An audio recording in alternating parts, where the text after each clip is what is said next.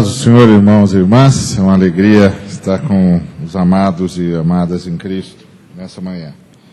Queria convidá-los a abrir a Bíblia no livro de Atos dos Apóstolos. Atos dos Apóstolos, capítulo 2.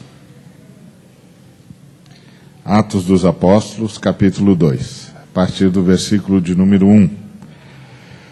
Ao cumprir-se o dia de Pentecostes, estavam todos reunidos no mesmo lugar. De repente, veio do céu um som, como de um vento impetuoso, e encheu toda a casa onde estavam sentados. E apareceram, distribuídas entre eles, línguas como de fogo, e pousou uma sobre cada um deles. Todos ficaram cheios do Espírito Santo e passaram a falar em outras línguas, segundo o Espírito lhes concedia que falassem. Ora, estavam habitando em Jerusalém judeus, homens piedosos, vindos de todas as nações debaixo do céu. Quando, pois, se fez ouvir aquela voz, afluiu a multidão, que se possuiu de perplexidade, porquanto cada um os ouvia falar na sua própria língua. Estavam, pois, atônitos e se admiravam, dizendo: Vede, não são porventura galileus todos esses que aí estão falando? E como os ouvimos falar, cada um em nossa própria língua materna? Somos partos, medas, elamitas e os naturais da Mesopotâmia, Judéia, Capadócia, Ponto e Ásia, da Frígia, da Panfilha, do Egito e das regiões da Líbia, nas imediações de Cirene, e romanos que aqui residem, tanto judeus como prosélitos, cretenses e arábios. Como os ouvimos falar em nossas próprias línguas as grandezas de Deus? Todos, atônitos e perplexos, interpelavam uns aos outros: que quer dizer isto? Outros, porém, zombando, diziam: estão embriagados. Pai querido, obrigado por tudo que o Senhor já nos falou. Eu quero rogar ao Senhor que ministre-nos a Tua palavra novamente, em nome de Cristo Jesus. Amém. Bom, esse é um texto que os irmãos conhecem muito, né? É um texto que os irmãos certamente sabem de cor. E é bom falar em línguas, né? Quantos aqui falam em línguas? Puxa, um montão de gente. Eu também falo em línguas.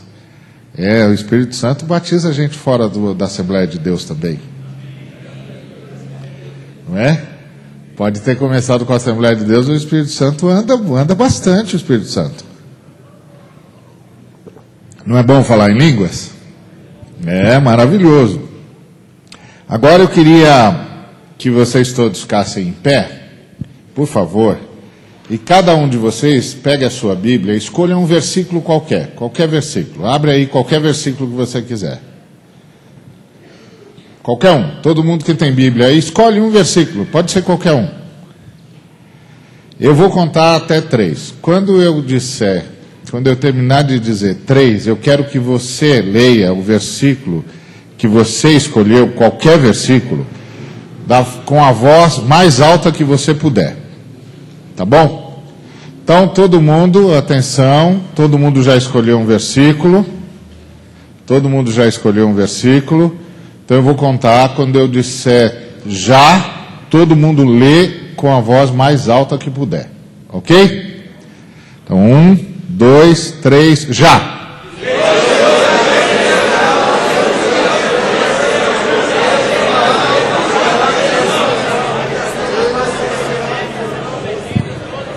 Obrigado, pode sentar. Você conseguiu entender o versículo que o seu irmão do lado estava lendo? Então, como é que você acha que as pessoas conseguiram entender nas suas próprias línguas o que 120 pessoas estavam falando com toda a voz?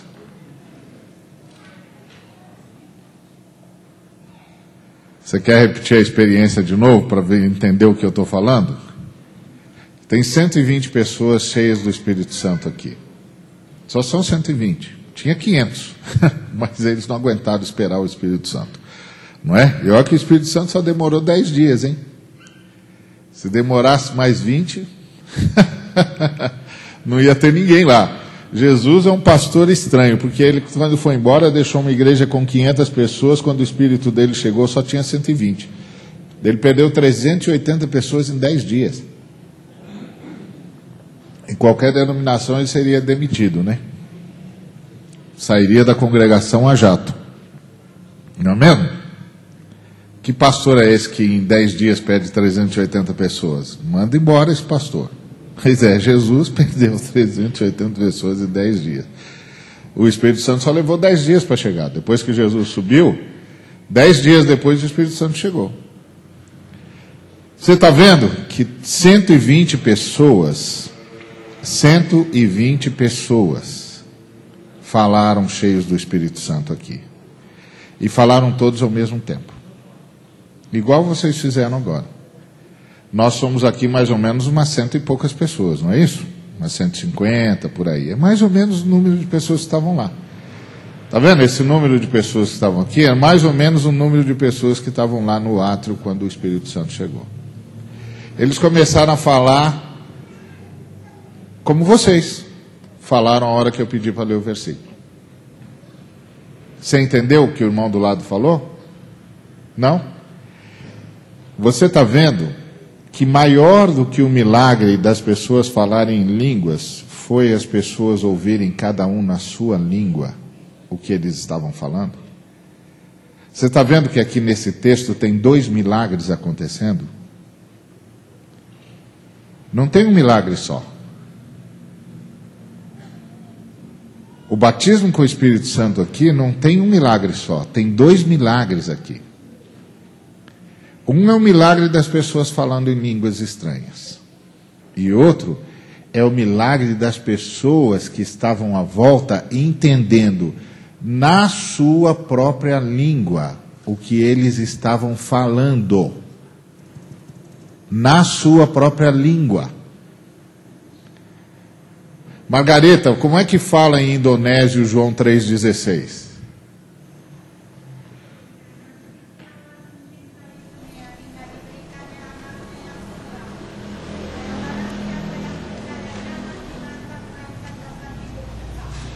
Viu? Você entendeu?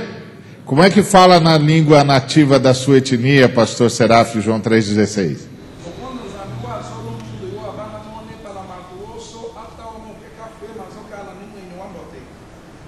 Se a irmã Margareta estivesse lá e o irmão Serafio estivesse lá, eles teriam ouvido nessa língua o que eles estavam dizendo em línguas estranhas. Tem um milagre aqui extraordinário, que nem sempre a gente percebe. O milagre de que o Espírito Santo não só deu aos crentes a capacidade de falar em outras línguas, línguas dos anjos, línguas estranhas. Você, que como eu falo em línguas, você sabe como é que é. Mas Deus deu a capacidade daquelas pessoas ouvirem nas suas próprias línguas as grandezas de Deus. E olha, gente, era gente que não acabava mais, olha. Eram partos, eram medos, elamitas. Eram os naturais da Mesopotâmia. E aí é gente que não acaba mais. Era gente da Judéia, gente da Capadócia, gente do Ponto, gente da Ásia.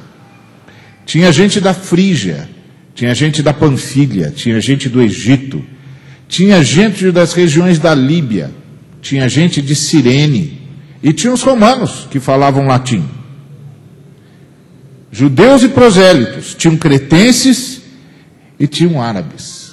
E todos ouviram falar em suas próprias línguas as grandezas de Deus. Muito bem, quando você pensa na primeira parte, que é você ouvindo você falando em línguas, aquele povo falando em línguas, você tira isso de letra, você diz, é o batismo com o Espírito Santo. Também fui batizado com o Espírito Santo, também falo em línguas. Mas e quando você percebe as pessoas de tudo quanto é canto do mundo ouvindo na sua própria língua sobre as grandezas de Deus? Que mensagem que o Espírito Santo está dando para você?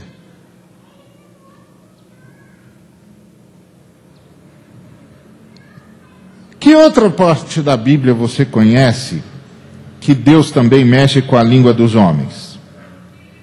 Qual outra parte da Bíblia que você conhece que Deus também mexe com a língua dos homens? Babel. Quer ver o que está escrito lá? Em Gênesis, no capítulo 11. Ora, a partir do versículo 1, capítulo 11 de Gênesis. Ora, em toda a terra havia apenas uma linguagem e uma só maneira de falar. Sucedeu que, partindo eles do Oriente, deram com uma planície na terra de Sinar e habitaram ali. Estavam fugindo de alguma coisa, estavam fugindo de Deus.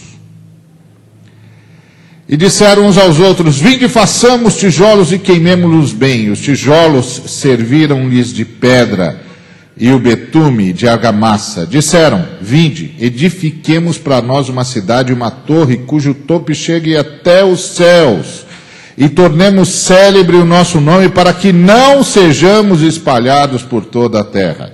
Eles estavam fugindo de Deus. Deus queria espalhá-los por toda a terra para povoar o planeta, mas eles não queriam. E então desceu o Senhor para ver a cidade e a torre que os filhos dos homens edificaram. E o Senhor disse: eis que o povo é um e todos têm a mesma linguagem. Isso é apenas o começo. Agora não haverá restrição para tudo que intentam fazer. Vinde, desçamos e confundamos ali a sua linguagem, para que um não entenda a linguagem do outro. De starte, o Senhor os dispersou dali para a superfície da terra, e cessaram de edificar a cidade. Chamou-se-lhe por isso o nome de Babel, porque ali confundiu o Senhor a linguagem de toda a terra, e dali o Senhor os dispersou por toda a superfície da terra. Qual é a diferença básica entre Babel e Pentecostes? Primeiro vamos ver o que não é diferente. O que não é diferente é o Senhor, é o mesmo Senhor. Tá certo? É o mesmo Senhor. Não mudou o Senhor, é o mesmo Senhor. Tanto que agiu em Babel quanto que agiu no Pentecostes, é o mesmo Senhor. Na primeira ação do Senhor lá em Babel, o que ele fez com os homens? Ajuntou ou separou? Separou. E lá em Pentecostes ele separou ou ajuntou? Separou ou ajuntou? Fala, gente, pentecostal fala. Se eu estivesse na igreja presbiteriana, eu nem ia perguntar. Estou falando com os irmãos pentecostais. Ele separou ou ajuntou os homens? O que ele fez os homens entenderem? A mensagem dele na sua própria língua. O que você está vendo em Pentecostes? Você está vendo um evento missionário. Qual é a grande mensagem do Pentecostes? Deus tem uma mensagem e quer que todo mundo entenda. Qual é a mensagem do Pentecostes? Não é só a mensagem de que Deus nos batiza com novas línguas. Essa é uma boa mensagem, eu gosto dela. Quantas vezes eu já fui salvo orando em línguas porque não conseguia mais orar de outro jeito, de tão desesperado que estava. E você já deve ter tido coisas assim também. E quantas vezes Deus me deu mensagens enquanto eu orava em línguas para dizer para outros irmãos. E você já deve ter tido experiência assim também. Então esse é um lado. Mas tem o outro lado do Pentecostes que eu e você não estamos prestando atenção. Ide. Deus tem uma mensagem e quer que todo mundo a entenda. E quer que todo mundo a entenda na sua própria língua. ide e pregai o evangelho a toda criatura debaixo do céu. Na língua deles, eles precisam entender, Deus tem uma mensagem para toda a humanidade e quer que todo mundo entenda. Foi isso que o Espírito Santo fez no Pentecostes. Ele não só nos deu a capacidade de falar com línguas que nós não conhecíamos, sejam conhecidas ou desconhecidas, sejam de homens ou sejam de anjos, mas ele também fez o grande milagre de fazer gente de todos os lugares do mundo entenderem o que é que Deus estava querendo dizer aos seres humanos. Deus tem uma mensagem para a humanidade e quer que todo mundo o entenda, e é sua responsabilidade e minha responsabilidade levar essa mensagem a todos os cantos da terra, na língua daquelas pessoas, para que eles entendam as grandezas de Deus e sejam salvos da sua miséria e da sua destruição. Esse é o outro lado do Pentecostes. Então, se você é pentecostal, arruma as malas. Se você é pentecostal, arruma as malas. Porque Deus quer que todo mundo saiba dele em todos os lugares. E principalmente onde ele ainda não foi anunciado. Como disse a Margareta. E esse é o grande sinal de que o Espírito Santo é o Espírito missionário. E vai com sinais e prodígios. E tem dois tipos de sinais e prodígios que nós fazemos. Um são os sinais que nós fazemos pelo instrumento da fé. E outros são os sinais que nós fazemos com as nossas mãos. Margareta estava dizendo aqui da pessoa que viveu Jesus porque não podia falar de Jesus. Aquelas pessoas que estavam ali curando, que estavam ali aplicando o remédio, o que elas estavam fazendo? Sinais e prodígios. Porque tem crente que pensa que sinal e prodígio é só aquilo que a gente faz por instrumento da fé. E como você, eu já vi muito milagre de Deus. Já vi muito milagre de Deus. Eu já orei e vi gente ser curada para parar de ter um infarto do coração na hora. Eu já entrei em CTI, UTI, e ordenei para a morte ir embora, e no dia seguinte a pessoa estava em casa. Já vi muito milagre. Você também já deve ter visto. Já vi muito. Eu já orei por pessoas entrevadas e disse, deita, amanhã você vai estar bem, quando chegar amanhã de manhã você pode levantar que você não vai ter mais nada. E as pessoas dizem, pastor, eu falei, tá, fica tranquilo, eu acabei de ouvir o Espírito Santo, ele falou isso aí. Acabei de orar, não orei? Orei. Então o Espírito Santo disse que amanhã de manhã a irmã não tem mais nada. E aí no dia seguinte a irmã me ligou e falou, pastor, o senhor estava certo. Eu falei, eu não, o Espírito Santo. Eu só falei, eu só repeti. Eu já vi muito milagre. E você já deve ter visto também. Não é? Mas eu quero que você saiba que há outro milagre que o Espírito Santo quer ver. Que é o milagre que as suas mãos podem fazer. Que é o milagre do amor. É o milagre da misericórdia. É o milagre da doação. Isso que o pastor Serafim fez aqui de fazer você fazer oferta é um milagre. É o milagre de você meter a mão do bolso e dizer, está aqui. Nós vamos construir uma igreja lá para os irmãos do Malawi, nós vamos ajudar os irmãos lá no Timor-Leste, porque Deus já me deu o dinheiro e eu vou pôr aqui o dinheiro é de Deus e Deus está separando o dinheiro dele para fazer essa obra aqui.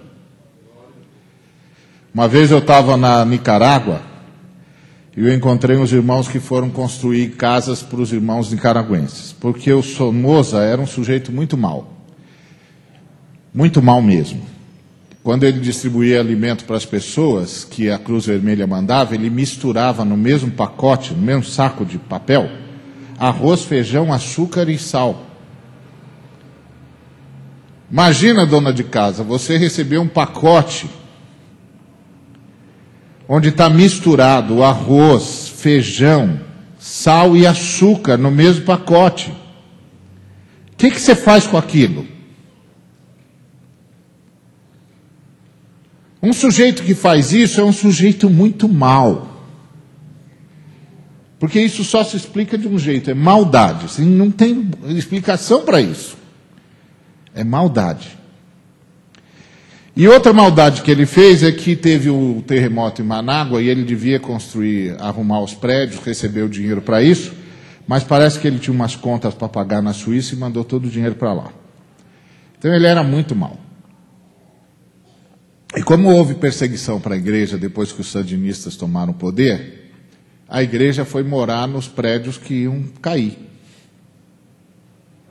Os prédios iam cair. Mas os crentes não tinham onde morar. Aí Portas Abertas levou gente de toda a América Latina para lá para a gente ver a situação dos irmãos. E ver o que a gente podia fazer. Aí tinha uns irmãos que tinham vindo de Porto Rico. E eles já vieram prontos para construir casas para os irmãos. Iam construir muitas casas, acho que umas, 50, 60 casas.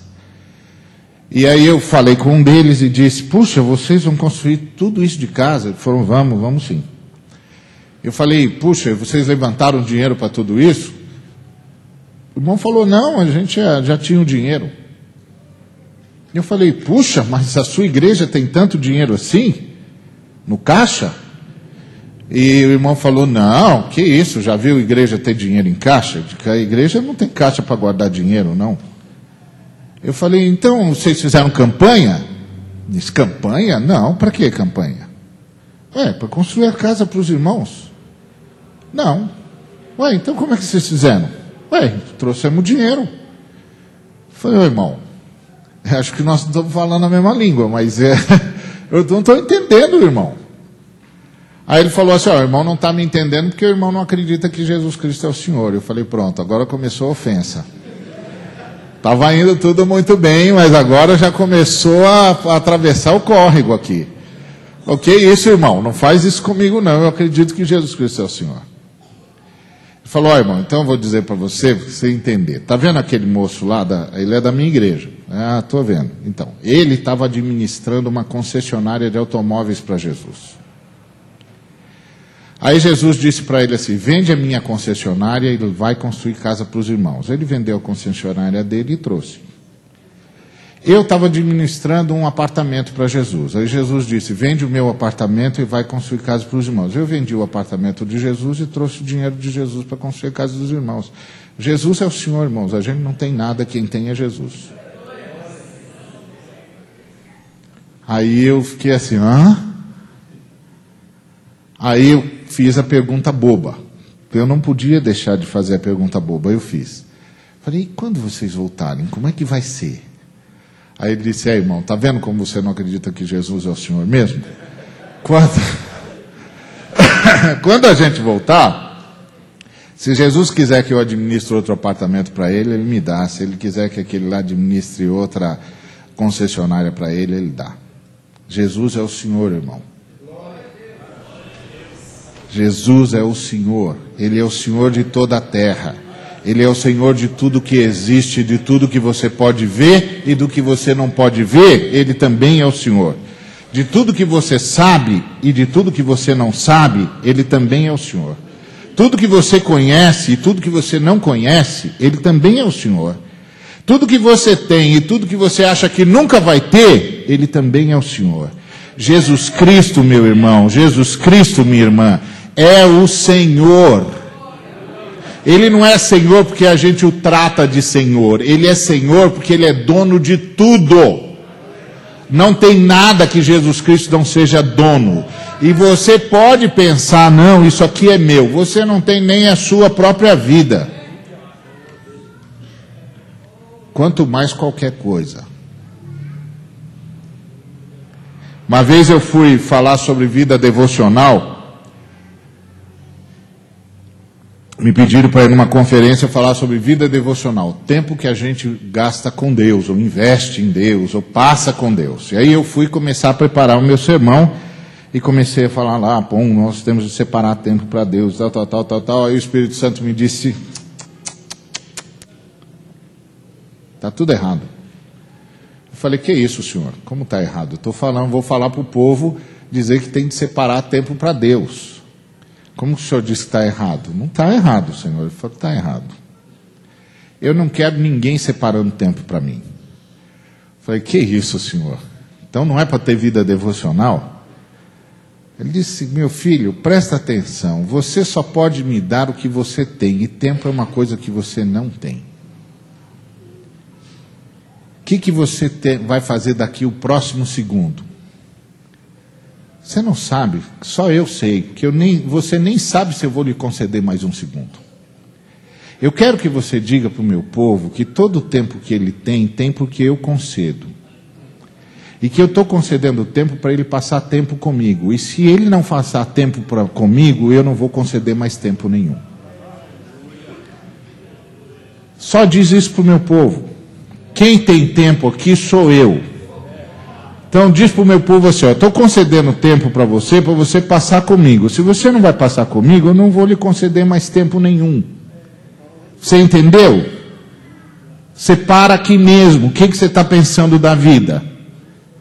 O que você está pensando que você tem, que você pode? Quem disse que você tem? Quem disse que você pode? Eu estou concedendo tempo para você passar comigo. Se você não vai passar comigo, eu não lhe concedo mais nenhum minuto. E aí nós vamos nos encontrar em outras bases. E você não vai gostar. Não vai gostar, porque eu vou conversar com você, olho no olho, e vou dizer o que você estava pensando da vida quando fez aquela besteira com o tempo que eu lhe concedi. Esse é o lado do Pentecostes que nós nem sempre paramos para pensar. O Espírito Santo tem uma mensagem e quer que todo mundo saiba. Em todos os cantos da terra e em todas as línguas. Ele estava pensando nisso que nós ouvimos quando a Margareta falou na língua nativa, João 3,16, ou quando o pastor Seraf falou na sua língua nativa, João 3,16. O Espírito Santo estava falando quando o grande dia, quando todos nós nos reunirmos na presença do glorioso Senhor e podermos dizer em todas as línguas do mundo, porque Deus amou o mundo de tal maneira, que deu o seu Filho unigênito, para que todo aquele que nele creia não pereça, mas tenha vida eterna. Um dia nós vamos dizer isso em todas as línguas. E todos nós vamos estar sabendo exatamente o que nós estaremos dizendo. Gente de toda raça, de toda tribo, de toda língua, de toda nação debaixo do céu vai dizer, porque Deus amou o mundo de tal maneira que deu o seu único filho, o seu Filho unigênito, para que todo aquele que nele crê não pereça, mas tenha a vida eterna. Bendito seja o nome do Deus eterno, que entregou o seu próprio Filho em resgate de toda a humanidade. E ele fez isso, e todo mundo tem de saber. E tem de saber pelas nossas palavras, e tem de saber pelos nossos prodígios, e tem de saber pela nossa mão, pelas nossas obras. As pessoas só saberão que Deus as ama se nós estivermos lá para amá-las. Eles só saberão que Deus cuida delas se nós estivermos ao lado delas no leito de dor. Elas só saberão que Deus as acaricia se sentirem o toque das nossas mãos no seu rosto. Elas só saberão que Deus se preocupa com a fome delas se perceberem a gente fazendo comida e passando para elas. Esses são os nossos outros prodígios. Já que nós somos pentecostais, então vamos ser direito. Então vamos ser direito. Se você é pentecostal, se você foi batizado com o Espírito Santo como eu, se você fala em línguas como eu falo, arruma as malas.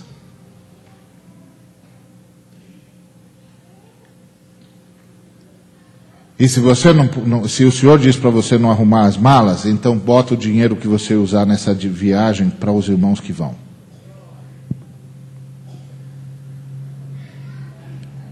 E usa a sua capacidade de falar com Deus para interceder pelos que foram. E pelos que precisam ouvir na sua própria língua a mensagem do Espírito Santo, porque Deus tem uma mensagem e quer que todo mundo a entenda. E quer que ele a entenda na sua própria língua. Está claro isso, irmãos? Está claro isso, irmãs? Nós vamos fazer alguma coisa com isso? Porque uma das coisas que me deixa triste em conferência missionária é que todas as vezes que eu sou convidado para conferência missionária, eu digo para Jesus, mas Jesus, vou lá dizer de novo tudo que os irmãos já sabem? E Jesus diz, vai filho, vai, fala de novo. Fala de novo. E eu falo, mas Jesus, ele já sabe. Se eu sei, eles sabem. Eles leem a mesma Bíblia que eu. E eu sei, então eles também sabem. Mas Jesus diz, não, vai lá filho, vai lá, fala de novo. Fala de novo, filho. Para eles ouvirem de novo o que é que eu estou mandando fazer. Eu não estou sugerindo, eu estou mandando fazer. Jesus Cristo não sugere nada. Jesus Cristo manda. E quem tem juízo obedece. Certo? Jesus Cristo manda. Isso é igual falar com um irmão que está vivendo em pecado. Uma vez eu falei com um camarada, ele disse, então, pastor, o que o senhor acha? Eu estou assim com o coração compungido. Eu falei, tá nada, safado. Viveu essa vida porcaria aí, agora vem aqui falar comigo que está compungido. Está compungido coisa nenhuma. Você trata de se arrepender direito, bandido. O que você está pensando que isso aqui é a casa da vonoca? Você faz o que quer, depois vem aqui para o pastor se condoer de você. Agora você vai resolver as besteiras que você fez. Eu vou com você, você vai restituir todo mundo, vai resolver o problema que você causou. Ô pastor, o senhor não vai fazer isso? Vou com um sorriso nos lábios. Que se você se arrependeu, eu quero ver seu arrependimento. E aí eu vou promulgar o perdão de Deus sobre a sua vida. Você não me vem com safadeza, não. Se arrependeu? Eu me arrependi. Ótimo. Então você tem perdão para você. Então agora vamos consertar. Vamos lá consertar.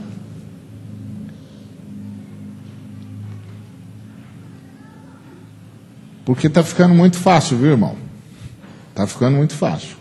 O pessoal está transformando o evangelho em blá blá blá. E vida cristã em bobagem. E é por isso que aí fica prestando atenção na cor da sandália, na cor da cortina, é porque não tem mais nada para fazer na vida. Quando eu recebo um irmão dizendo assim, pastor, eu tenho uma reclamação sobre aquele irmão, eu falei, bom, então você não deve ter mais nada para fazer na vida, porque agora já tem tempo para ficar olhando a vida dos outros. Então você não tem mais nada para fazer. Então eu vou arranjar coisa para você fazer. Você está sem trabalho, irmão. Porque se você estivesse realmente preocupado com o irmão, você ia falar com ele. Mas como você veio falar comigo, você não está preocupado com ele. Você está querendo destruí-lo. Porque se você o amasse, você tinha ido lá falar com ele. Você já falou? Não, pastor, vim trazer para a autoridade. Não faça besteira, não fala bobagem, porque eu conheço a Bíblia. Você quer que eu abra o Mateus aqui e leio para você? Não. Não, pastor, não precisa. Então vá fazer o que Jesus disse para você fazer, bandido. Antes de vir aqui falar mal dos irmãos. Vai fazer o que você tem de fazer. Você já falou com ele? Não, pastor. Então vai falar com ele. Depois que você for falar com ele, se ele não se arrepender, você vem falar comigo. Mas agora, meu filho, você só está fazendo fofoca. Agora, por que a maioria dos pastores já não faz mais isso? Porque não acredita mais no Evangelho. Não acredita. Estou cheio de colega que não crê mais nada. Entendeu? É por isso. Aí quando encontra alguém que acredita na Bíblia, fica achando que o cara é radical. Pentecostes, está aqui. Tem dois lados no Pentecostes. Um você já conhece. Agora você precisa conhecer o outro lado do Pentecostes. Deus tem uma mensagem que quer que todo mundo entenda.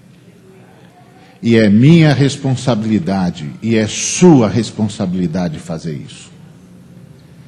E se o Espírito de Deus não permite que você vá, é para você enviar. Ou seja, você tem de ir de qualquer jeito. Se você não vai de um jeito, você vai de outro. Eu tive no campo missionário 3 anos. Lamentavelmente, o Espírito Santo não me achou digno de continuar lá e me trouxe de volta para o Brasil. Então eu disse, tá bom, senhor, eu então vou falar que os outros, que os que estão lá precisam de ajuda. Que nós temos uma missão.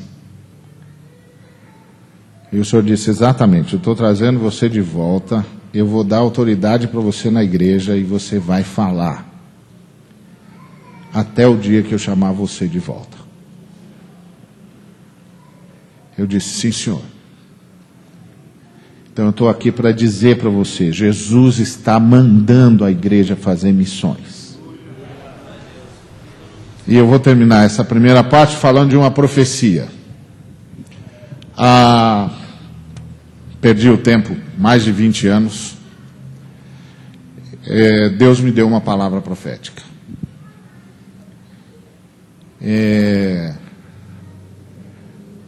Eu estava falando com 2 amigos, os 2 amigos disseram para mim assim, Brasil não tem mais jeito.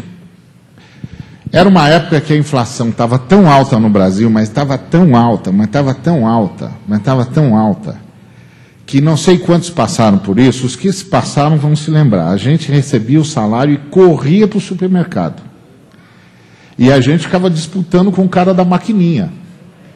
Porque a gente ouvia o tec, tec, tec, tec, tec, tec, tec, tec, tec, tec, tec. Então a gente ia correndo antes dele remarcar os preços. Para a gente juntar tudo, porque senão o dinheiro no dia seguinte ia valer 80% menos. Então a gente enchia os carrinhos, então pá, aquela fila no supermercado para pagar rápido, porque se deixar para amanhã não vale mais o dinheiro e não dá mais para comprar comida. Era essa época, e os irmãos me encontraram e falaram assim, Ari, o Brasil não tem mais jeito. Eu falei, como assim? Não, olha aqui, isso aqui... Nós estamos no fim. Falei, não, Brasil, Deus está me falando que o Brasil vai ter jeito sim, nós vamos ter uma economia muito boa. Aí ele disse, que isso, Ari? Inflação está 84% ao mês. Hoje nós temos uma inflação de 3,7% ao ano. Então, quem não viu o que a gente que está dessa época viu, não imagina o que era aquilo. Estava 84% ao mês. Eu disse, não, o senhor disse que vai curar o Brasil financeiramente. Ele disse, imagina, Ari, você acredita nisso? Eu falei, claro que eu acredito. Aí ele disse, por que Deus vai fazer isso? Falei, Deus disse que vai fazer isso porque Ele vai botar a igreja brasileira na obra missionária. E Ele sabe que sem moeda forte não dá para fazer missão. Pastores, vocês querem ver esse Brasil melhor? Manda missionário. Porque Deus só está abençoando o Brasil para mandar missionário. Não é porque os nossos políticos são bons.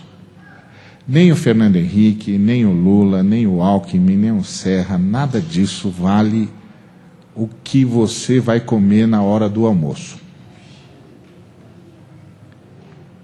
Entendeu? Nem partido A, nem partido B, nem partido C. Aliás, eu não sei porque que pastor vive dando tanta trela para o político. Esse pessoal não vale o que come. Com exceções. Exceções. E eu faço questão sempre de mencionar as exceções. O resto não vale o que come. Por exemplo, esses irmãos deputados nossos aí que estão na lista do sanguessuga, o que vale essa gente? Essa gente não vale o que come. Mas ele vai vir bater a porta de você aqui na hora das eleições. Aproveita e disciplina ele. Disciplina ele. Tira ele da comunhão. E faz toda a igreja saber. Esse safado aqui que está roubando o dinheiro do povo, em nome de Jesus, está fora da comunhão. Que o Brasil todo saiba que ele é um safado. E que tem de se arrepender. Que enquanto ele não se arrepender, ele não participa mais da comunhão com os irmãos. Disciplina ele, não chama ele de excelência não. Porque de excelente ele não tem nada. O que vai salvar o Brasil, pastor, é a obediência da igreja brasileira a Jesus Cristo. O Senhor só está abençoando essa nação porque Ele quer enviar missionários. Ele só está sustentando as nossas finanças, e nós temos agora um dólar baixo e uma moeda forte, porque Ele quer enviar missionários. Não é porque os nossos ministros de economia são gente boa, nem porque eles são inteligentes. Tem nada a ver com a inteligência deles. Eles nem sabem explicar direito porque que tudo está indo tão bem. Eles nem sabem explicar direito porque que hoje nossas reservas são maiores do que a nossa dívida. Eles não sabem. Mas eu estou dizendo para você, pastor, em nome de Jesus. Jesus está fazendo isso para a igreja mandar missionários. Então não caia na tentação de construir templo. Não caia na tentação de juntar dinheiro. Envie missionários. Ajude a Ásia, ajude a África. É para isso que o Senhor está nos fazendo ricos. Não vá cair no erro dos americanos. Não vá cair no erro dos europeus. Porque depois Deus tira e aí as igrejas vão virar tudo boate como está virando na Europa. Hoje você vai na Europa ver aqueles megatemplos, é tudo danceteria.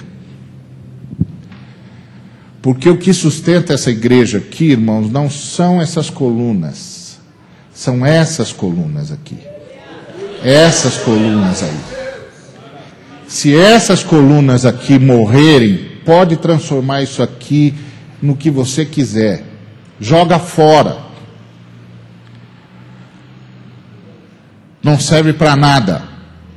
Aliás, é bom destruir mesmo para o anticristo não usar.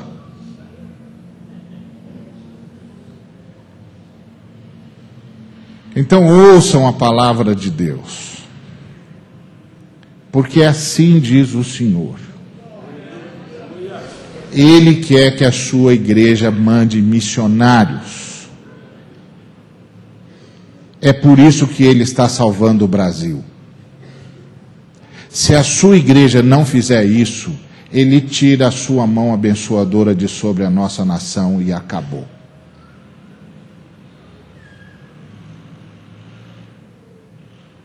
Não acreditem nos políticos, não são eles que estão salvando a nossa nação.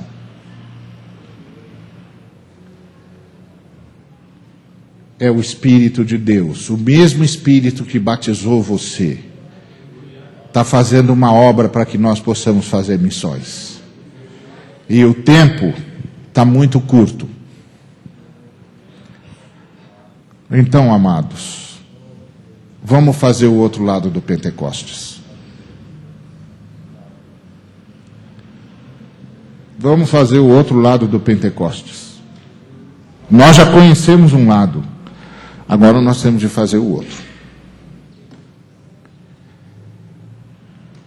E eu quero dizer para você o seguinte: se essa igreja se tornar uma igreja abençoadora, mesmo missionária, ela vai ter um missionário para cada 60 membros.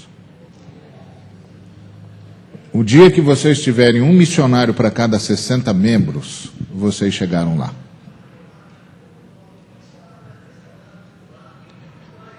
Enquanto vocês não tiverem um missionário para cada 60 membros, vocês não chegaram lá. Cada 60 membros tem de sustentar alguém no campo. Aí vocês chegaram lá. Quantas mil pessoas vocês são? Quantas mil pessoas são na igreja? O campo? 7 mil. Divide isso por 60.